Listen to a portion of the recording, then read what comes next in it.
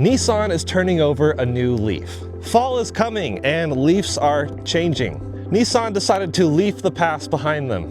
What a relief. Wait, who wrote this? Thank you to our sponsors for today's video, InfyPower, Eaton, and Ionna. InfyPower is the largest EV charger module provider with over 3 million power modules running reliably worldwide.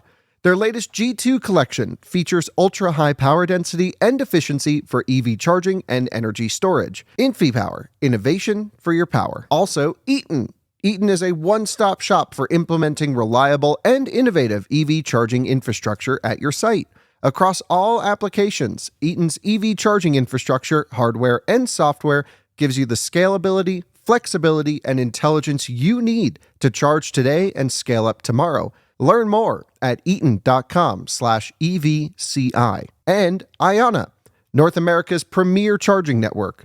With unmatched commitment to elevating the customer experience, Ionna is opening America's roads to all EVs, giving drivers the coverage they need, the reliability they deserve, and the amenities they crave. I am here in California to check out the all-new Nissan LEAF. Now, a lot of companies tend to use and even abuse the term all-new, but we actually do finally have a third-generation LEAF. And this is actually the first EV to be a third-generation vehicle, which is pretty cool. And the Nissan LEAF is finally all-new, mostly.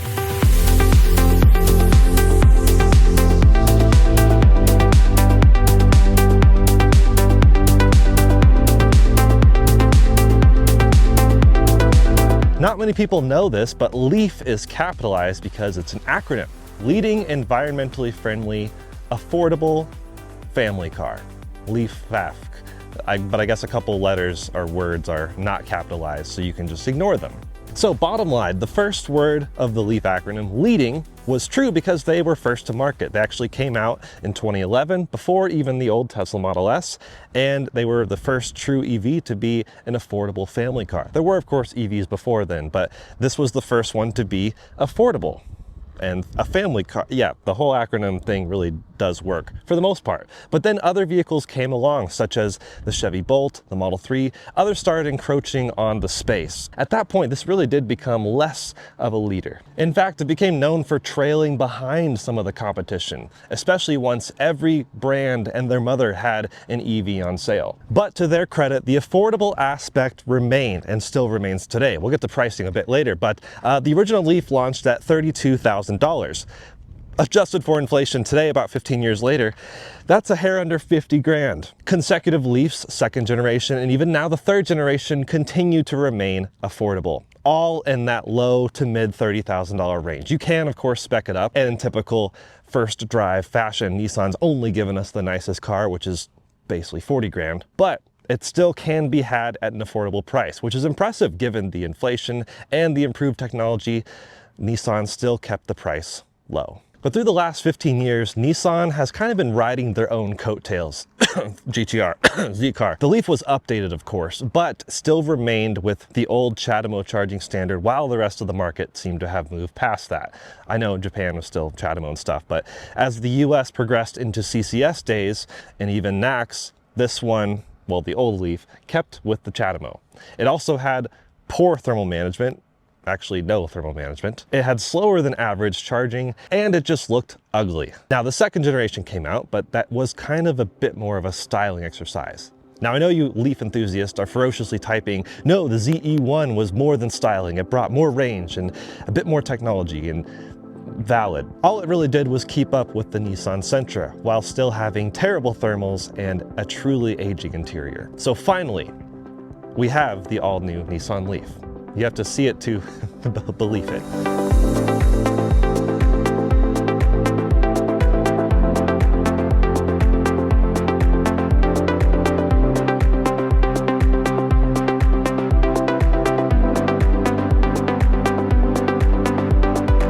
So Kyle has already done a full tour back when this car was first unveiled on this channel, and that's pretty deep in detail as usual, but I will simply refresh you and sprinkle in a few of my own thoughts and feelings.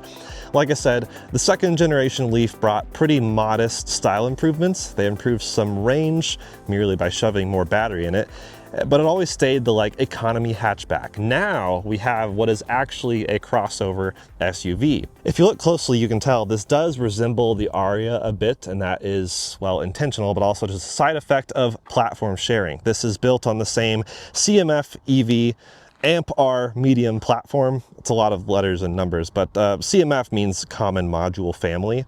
So it is the same platform as the Aria, and that's why I said all new in quotes earlier. I mean, it's like it is all new for the Leaf, but it's not all new altogether. Some things coming over from the Aria, but that's intentional, helps bring the cost down, and that's the whole point of this Leaf. The drag coefficient is improved. It is a 0.26 now, which is improved from the 0.29 of the previous generation Leaf. Although the Europe version of this, I believe, is 0.25. So they do get just a little bit better drag coefficient, perhaps from digital rearview mirrors on the sides. I'm not really sure what all goes into the European model, but 0.26, still pretty impressive. And here are the dimensions. As you can tell, comparable to the old Leaf, but actually just a little bit smaller in most dimensions, other than being just a bit wider. It's also a bit smaller than the ID4 and the Aria for reference. Aiding in the aerodynamics are these flush door handles. Of course, they're not flush while you're actually operating it, but they actually fold into the car, helping eliminate a little bit of a turbulent area. You also have, well, the back door handles are fully flush all the time. They grab like this that we've seen in other vehicles in the segment, not totally surprising. Even more aero efficient roof rails, and the back is also a coupe-like shape. It is kind of a coupe SUV, which is, I don't know, that's pretty much in style now, and that is pretty effective with aerodynamics, but functionally I would have loved to see a bit more of a hatchback version like the outgoing Leaf.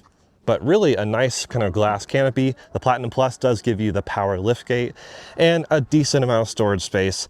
Once again, not class leading, but I think totally usable for most people. Even a little bit of a subfloor, which is nice. And I don't see an EVSE in here, but perhaps they'll include one with your purchase. I'm not entirely sure though. You do have the AC outlet back here. There's also one in the back row. Those are a Platinum thing, Platinum Plus. I think it's actually even optional, so it's not really standard. You can do up to 3.45 kilowatts of onboard power vehicle to load capability. All the cars can do it through the J7072 port, but the Platinum Plus gives you the option of having the household outlets on the inside too, NEMA 515s. Around the back, you do have these 3D looking taillights, which are holographic style, kind of interesting tech. I think it looks pretty cool. The whole back end, actually, this reminds me of the new Z car and even a bit reminiscent of the 300ZX. And as per usual, they like little hidden style motifs. The 2, the 3 next to each other, 2, 3, Nissan in Japanese. That's how that works. Even the wheels, all the different wheels have kind of a 2 and 3 variants. And the charge port also has 2, 3. Like they're really kind of using that everywhere. Charge port, by the way, NACS. Look at that. Kind of a funky thing right here. And a huge charge port just for a little tiny actual charge port. DC fast charge only. I think that's going to get confusing. Talk about that in a bit. On the other side, a different charger. Now, J7072, you can, I guess, turn it off with that or turn off your timer. I'm not really sure on that. But yeah, 2 different chargers, one side for DC, one side for AC. I do think that's going to confuse people. Why did they do that? Well, there's a lot of reasons. I do think this car was like already in development when the whole NACS thing was switched to, as far as the brand saying that they would adopt it. So they have the NACS port on the front right side because that's easier for Tesla V3 superchargers. Thank you, Nissan. We do appreciate that. But I do think it's laziness. I don't know why they would not have AC charging available on both sides. They said they kept J7072 because they didn't want people to worry about adapters in this season of changing. Meanwhile, ironically, any NACS AC charger that you find in the wild or at Tesla destination chargers, what have you, those won't work on this. People are going to plug it in and they're going to get confused why it doesn't actually work, even though it says fast charging only on the underside. It's still going to have some confused people. I don't know. I think they should have just routed AC to both sides. That would have been really nice. That would have made this Taycan level cool. Okay, maybe not that cool. The front lighting, I guess, kind of works with the rear lighting. They are still stacked elements that are kind of blocky, but still pretty streamlined. They have this light bar all the way across that is interrupted, kind of like new Model Y, but actually even more interrupted than that. And it doesn't look like the same brightness. Actually, it's not even always lit up, which is really interesting. So I'm iffy on the front mask thing they call it, and the front badge off on the side looks kind of funky to me. Like it just sticks out weirdly. I'm not the biggest fan. I do like Nissan's wheel design though. Even the outgoing Leaf, the ZE1 generation updates brought some cool wheels. I'll give that to them. You also have some active shutters down in here that will also help with aerodynamic efficiency. And yeah, what's really cool, by the way, cameras, front, sides, all around. 360-degree camera view is standard. That's how every car should be. Really appreciate Nissan doing that, because a lot of other cars you have to go with the higher end trims to actually get some features like that that are just really nice to have. I guess with that in mind, just get the cheaper trims, except for some of the stuff on the inside. On the inside, again, Kyle's covered most all of this, but 14.3-inch screens, dual screens, great. They have Google software, pretty good. Not perfect, but decent. If you get the S or the S Plus, you get the 12.3-inch screens, the same ones from the Aria, which are terrible. No route planning in that case. It's just a really dumbed down version. I can't believe that's actually a thing. I don't know why they don't just give you the nicer screens on all the trims, but I guess they really are trying to save every bit of cost possible. I'm assuming it's the same screen as the Aria because that would be some part sharing, which would help further reduce the cost. You also have the panoramic roof, which I have partially dimmed right now. Shows a leaf, which is kind of cool, which shines on the seat, I guess, normally, but we have stuff there. Yeah, it's kind of cool how the panoramic glass roof works. You just kind of do that to adjust it, and then you can close it back up. They said they added a panoramic glass roof to improve rear headroom instead of going with a shade. And I guess I can see that going both ways. A shade would fold into here, I guess, which would then hurt rear headroom. However, the glass roof ending here means it doesn't help rear headroom. If they could have done like the Model Y where it ends further back somehow. Yeah, I guess we just need to discuss the actual use of the word panorama, because this glass roof doesn't actually cover that much of the roof. There's huge swaths of space here that's not glass. Same with the front and the back. It's not, I wouldn't say exactly panoramic. I mean, it's just a part of the roof is glass.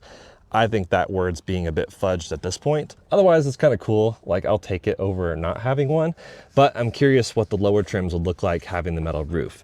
Having the SV Plus trim would still get you the nicer screens and decent range. You'd have 18-inch alloy wheels instead of the aero wheels that are just on top of steelies that you'd find in the S Plus or the S. That would also mean some valuable cost savings. So perhaps SV Plus is the sweet spot to still get all of the tech that you really need from the front. Jumping in the back, it's actually okay. Like, I'm basically sitting behind myself and I do have technically enough knee room and leg room. I've heard others comment on the seats not having enough space for your feet to really slide under, and that is true. So I wouldn't find this comfortable for any remotely long journeys, but for kids, they'd be totally fine. And even myself, I'd be fine around town. Hey, even smaller trips, I'd make it work. I'd daily drive a Miata after all. So this is enough space for me technically. They have air vents in the rear right here, which are nice to have. That does help. Even your pet might be happy with those, but no dog mode. No climate keep as far as I can tell, which is disappointing. You have USB ports in the rear. They're actually not standard, which is crazy to me. Heated outboard seats in the top trim.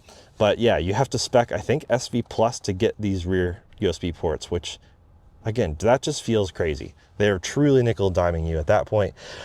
But how much can you complain if this is the cheapest EV on sale? The front, actually decently comfortable, noticeably more comfortable than the rear seats. And I'm really curious how these materials will age. A lot of recycled materials, nice use of fabric, and then kind of a leather pleather situation.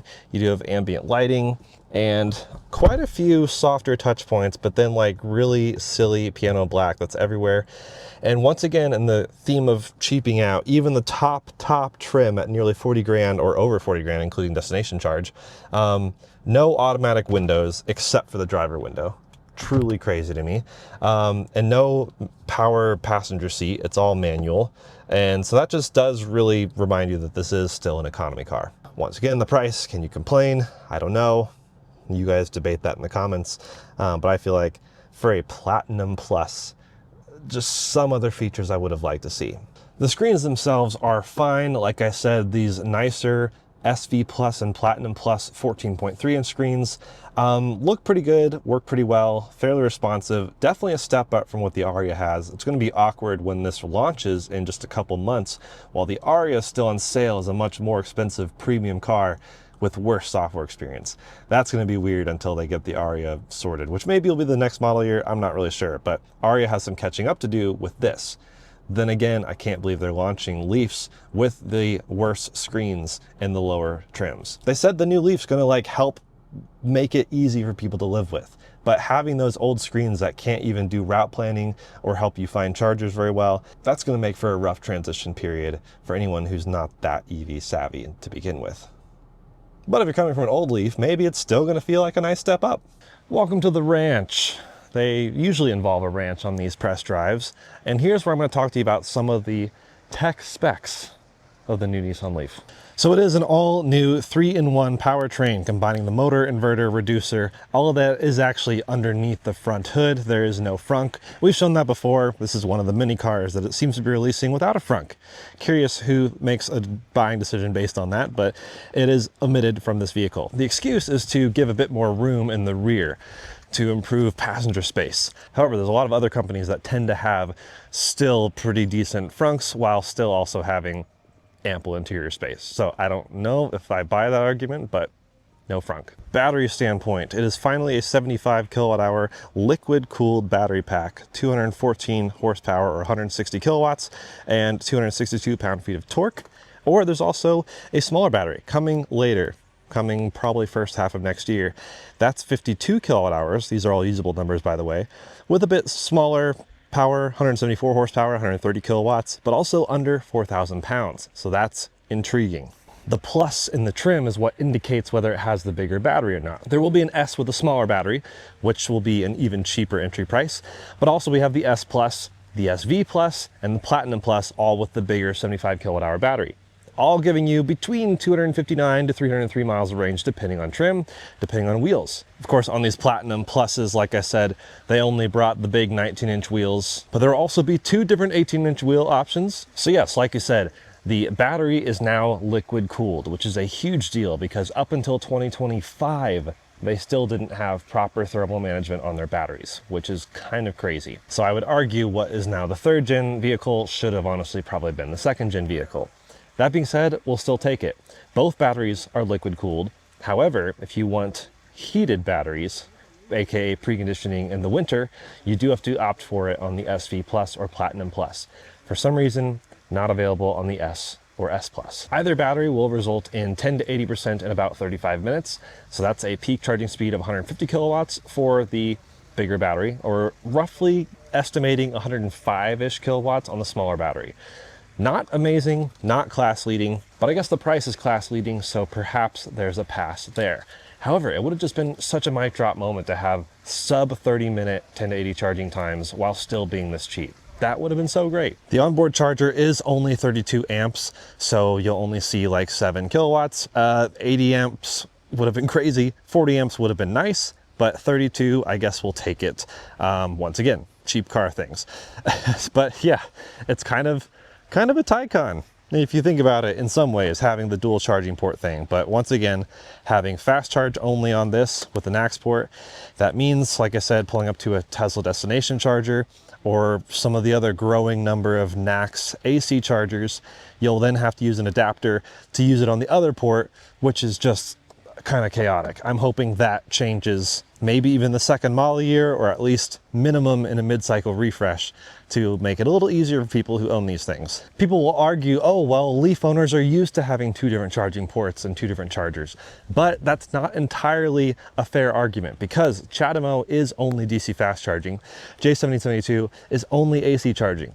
We are now entering this world where NACS does both, but just not on this car. So that's not a fair comparison. It's still annoying and still borderline unacceptable. I'll be really curious to see if the Aria, when that introduces NACS, takes this approach or just as a proper NACS that handles AC and DC charging. The range figures, well, these are all platinums. I don't know why I'm pointing, but these are all 259 miles. Again, largely due to the added weight and the different tires and wheels.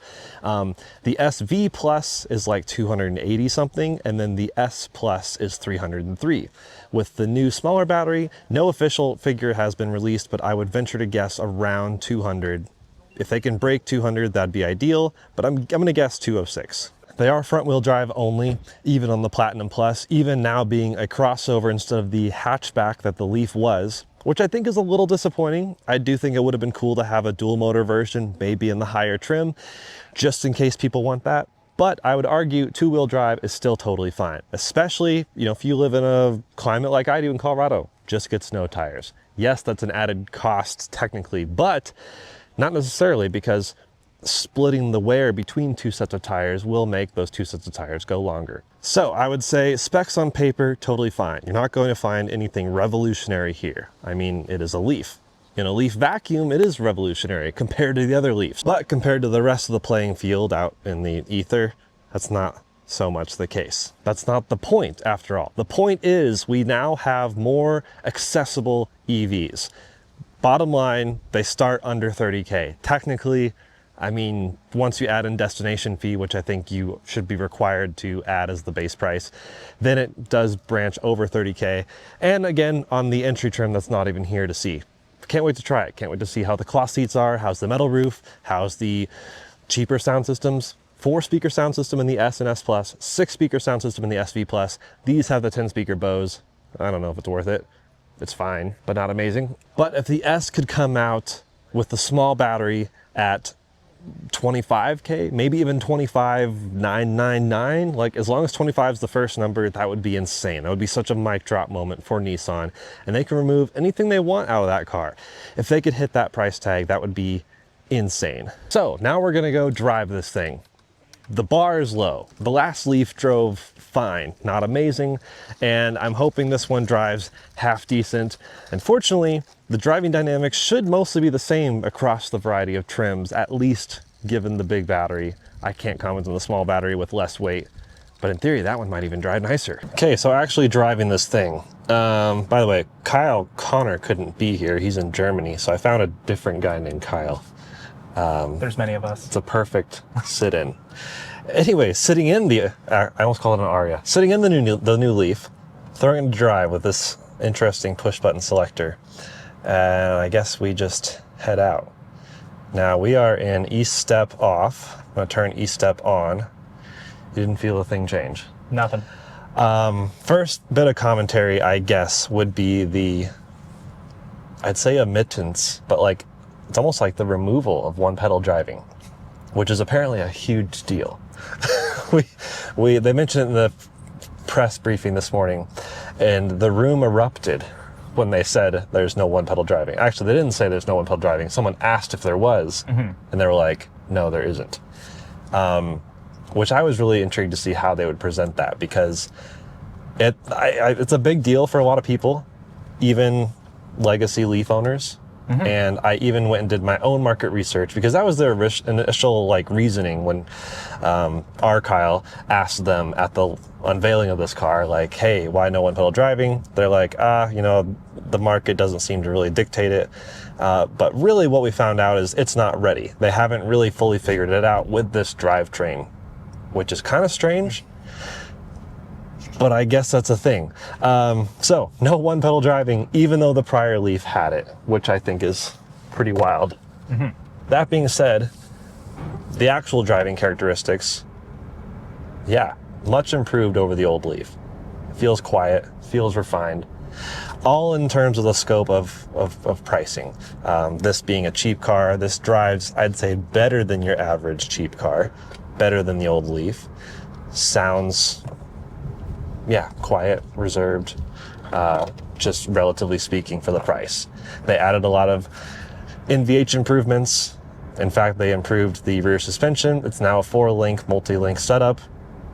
Gone with the, I don't remember what tech they used in the old Leaf, but torsion beam or something like that. That's all gone, and so it does ride better. It's more planted. Still not a sports car. I don't think their ESP calibration's really that great. So like going around, sending it around corners, it's just a front wheel drive, slightly torque steery little thing. And it's just not made for that. And I wonder how many journalists are going to talk about how it's just like falls apart in the corners, can't handle the canyons. All of us are. Everyone, because we only know how to evaluate race car. Yeah. Anyways, no, this is not made for that. And I think most everyone's going to be totally fine. I don't know about thrilled. Like the people who are shopping for this car almost aren't doing like a emotional, intense purchase decision. It's more of like, this is a tool to get me from A to B. This is better than the previous tool that Nissan offered. And so therefore it's a good purchase. And again, I just keep going back to the price is impressive. They haven't jacked up the price year over year over year. It's still the same as it was 15 years ago. Actually cheaper if you account for inflation. So great. I think most people are going to be totally fine with that dynamic. Steering, maybe a little bit of a slower ratio than I would normally want. Wow, the car, the traction control really like throws on the brakes and just like really tries to stop you. But yeah, it's kind of a slower steering rack. It is an improved EPS, electronic power steering, from the outgoing Leaf, but still, yeah, kind of a numbing sensation. You're not really feeling the road underneath you. It's fine. I think steering is not anything anyone's ever going to comment when they drive on these. They're just going to drive, and it drives fine. Actually handles pretty well. Suspension feels pretty decently damped. We have stuff flying everywhere, which means you can handle more G-force than most people would probably ever care about. But yeah, really moving my hand completely 180 just to go around not the most aggressive hairpin, so whatever. This is the weird canyon drive section that we have to do just to get back to the normal roads. It grabs brakes for me. That's kind of nice. I mean, it's actually unnerving. It's a little unnerving, but I mean, like, for the typical buyer, it actually probably makes sense. Probably. just put maximum safety into this thing.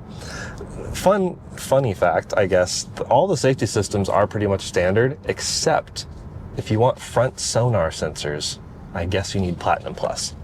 I can't figure that out to save my life. Every like the 30 other things are standard, but front sonar sensors are somehow tied to the Platinum Plus trim. I guess they really expect you to only be, backing into spots. Right. Effort. But then they put the charge port on the front. Yep. I don't know. I think you really need front charge or front sonar sensors for pulling up to the V3 Tesla supercharging posts, because the cables aren't very long, and this charge port has the same issue as the Solterra, BZ4X, Mach-E, all the cars that have the front but still rear. It's like a front mid-engine car thinking, where it's just like behind the rear axle, and it's just kind of annoying. Like, I'd almost rather just be front of the car like a Ford E-Transit, like just right there. That would be kind of nice. Mm-hmm. All right, good place to try the power. Now, there's no one pedal driving, but there is auto hold, which is nice. VinFast doesn't have that. No. I don't know why I keep comparing this to VinFast. I do think this is better, for the record. Oh my gosh. Okay, well, not exactly. We are in sport mode, by the way. That was a pretty calm, relaxing start. Actually, I'm curious on the 0 to 30 time compared to the old Leaf, because the old Leaf was a bit more rambunctious when you launched it. It's like torque steer, wheel peel, like it was a bit of a theatrical experience, and made it like silly and fun at the same time, even though it's not the purpose of the car, but it like kind of had pseudo hot hatch capabilities. This feels like a bit more of a reserved crossover SUV, I guess. They're like, you know what, let's put on all the nannies because no one needs torque steer. In fact, it probably makes people unsettled. Makes sense. Yeah. But leaning into acceleration, like, it'll still give you passing power. It's not a powerhouse. 214 horsepower is not like a lot to play with. On one hand, I guess that's like Fiesta ST hot hatch power, but also this weighs 1,000+ pounds more. Yes. So not exactly apples to apples there. No, but it does feel like the power delivery feels like the Aria, right? Yeah. Like very mature. Yeah, it feels, I think, refined enough for how most people would want it. You do have, what's funny again, Nissan calls these paddle shifters. They're not shifting. I don't really understand that. But I have a couple issues. They actually feel really nice. Probably part shared with something else. But I'm in E-step right now, and then you can't go into these. You have to take it out of E-step, then you switch onto the paddles, which give you 4 different levels of regen, up to like basically 0 regen. Yeah. So I like having levels of regen. That's fantastic. I just wish you could go all the way into E-step with this paddle, kind of like the eGMP products would let you do.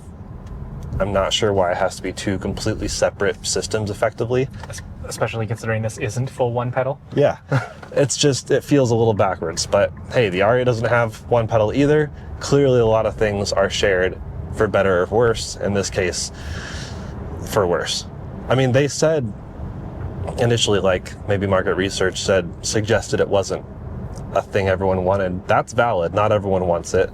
But the amount of old Leaf owners I saw who were up in arms and said they wouldn't buy this until it got it, which it can, it's functionally, physically capable, just not functionally there until an over-the-air update or something fixes that, which hopefully these get decent over-the-air updates. We'll see. It is a very windy day, is it? Or is it just excessive wind noise? I feel like it was quieter than this when we were on the highway, and so it might just be windier here. I think it is windier here. And so yeah, honestly, not bad. Wind noise, not too bad. Tire noise, not too bad. I think double pane glass. Like, they've definitely made NVH improvements throughout. There's no weird boominess in the back that you might find like the old Model Ys or also old Leafs. They seem to have really refined it, fine-tuned it, which is awesome.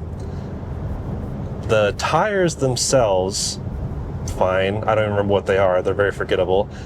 People will probably just throw on the cheapest thing they find onto this thing, which could be an issue in snowy climates, but to each their own. But having the 19-inch wheels, I think it rides okay. I would love, and we've given them feedback, but I would have loved to try the S or the S Plus, or even the SV Plus, with 18-inch wheels. I'd like a little more sidewall. I'd love to see how that feels. I'm feeling little undulations in the road, nothing crazy. I think it's overall fine. I'm glad they didn't try to squeeze 20s onto this thing.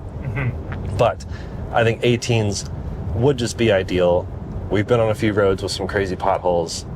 Having that added peace of mind with just thicker sidewall feels like more of what this buyer would look for. They don't want to think about it. Yeah, and if you're buying based on price, you don't want to have to be replacing 19-inch tires. Yeah, giving the cheapest tire possible. I bet there's Leaf owners, new Leaf owners, who'd be like, oh, I miss my 16-inch wheels from any older Leafs. Exactly. But hey, I'll take it. 18s and 19s, at least it's not like a complicated 4-wheel, 4 different tire setup across the lineup. As far as I know, both different 18-inch wheels are probably the same tire. I don't think I would make a purchasing decision based on the 10 speaker. You do get headrest speakers, which can help for guidance or phone calls, which is nice. And it's fine. Like, objectively, the 10 speaker will be better than the other systems. I just still don't know if Platinum Plus is where I would go if I had the 40 grand budget.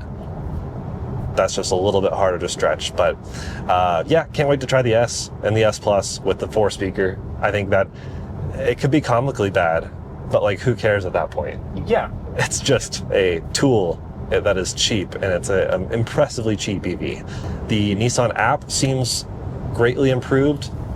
It also has a lot of charging networks built in. You can activate chargers through it. So they're trying to make some things, well, a lot of things easier for the end consumer. But then in some ways, it's hard. I mean, I pity the S Plus customer, which has the range king of the new Leaf, 303 miles, but then having no way to do route planning has got to be frustrating. Yeah. There's no way for the person who wants the most range to also have the most screen or the most capability. It's true. We see that with other cars. I mean, at the EV9 launch, people were like, it's like the opposite. They're like, I want the nicest trim. Why are you forcing me into 6 seats? I want 7 seats. So there's just, well, I guess, limitations on what you can throw in which trims, or at least manufactured limitations in this case. Who knows? Drive modes, standard, eco, sport, or personal. They do immediately affect throttle response. Eco is, I mean, it still gets on it when you put the pedal into it. So it's just like remapping the pedal, but the floor is still the floor, I think.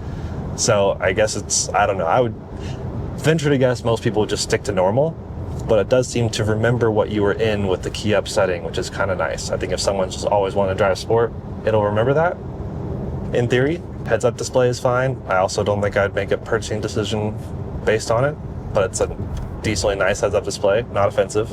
I think the roof, I wouldn't buy the Platinum for the roof.